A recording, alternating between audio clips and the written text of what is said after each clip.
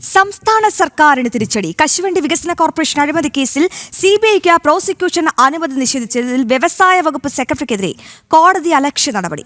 കോടതി അലക്ഷ്യ കുറ്റം നിലനിൽക്കുമെന്ന് ഹൈക്കോടതി ഉത്തരവ്. വ്യവസായ വകുപ്പ് സെക്രട്ടറി മുഹമ്മദ് ഹനീഷ് നേരിട്ട് ഹാജരാകണമെന്നും കോടതി നിർദ്ദേശിച്ചു. വികസന കോർപ്പറേഷൻ അഴിമതി കേസിൽ സിബിഐക്ക് പ്രോസിക്യൂഷൻ അനുമതി നിഷേധിച്ച സർക്കാർ നടപടിക്കെതിരെയാണ് ഹൈക്കോടതി ഇടപെടൽ. ഇക്കാര്യത്തിൽ വ്യവസായ വകുപ്പ് സെക്രട്ടറിക്കെതിരെ കോടതിയലക്ഷ്യ നടപടി സ്വീകരിച്ചു. വ്യവസായ വകുപ്പ് സെക്രട്ടറി മുഹമ്മദ് ഖനീഷ് IAS നേരിട്ട് ഹാജരാകണം. പ്രോസിക്യൂഷൻ അനുമതി നിഷേധിച്ച സർക്കാർ ഉത്തരവ് റദ്ദാക്കിയാണ് സിംഗിൾ ബെഞ്ച് നടപടി. INTUC നേതാവ് R ചന്ദ്രശേഖരനും കോർപ്പറേഷൻ MD K രതീഷുമാണ് കശുവണ്ടി അഴിമതി കേസിലെ പ്രതികൾ.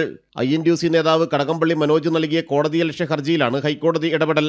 കശുവണ്ടി വികസന കോർപ്പറേഷനിൽ 2006 മുതൽ 2015 വരെയുള്ള കാലയളവിൽ വിദേശത്ത് നിന്ന് തോട്ടണ്ടി ഇറക്കുമതി ചെയ്തതിൽ 500 കോടി രൂപയുടെ അഴിമതി നടന്നുവെന്നതാണ് കേസ്. ഈ കേസിൽ CBI സമർപ്പിച്ച കുറ്റപത്രത്തിലെ പ്രതികളെ വിചാരണ ചെയ്യാൻ പ്രോസിക്യൂഷൻ അനുമതി സർക്കാർ പലതവണ നിഷേധിക്കുകയായിരുന്നു. ഹൈക്കോടതി ഉത്തരവുണ്ടായിട്ടും സർക്കാർ പ്രോസിക്യൂഷൻ അനുമതി നൽകാൻ വിസമ്മതിച്ചു. ജനം, കൊച്ചി.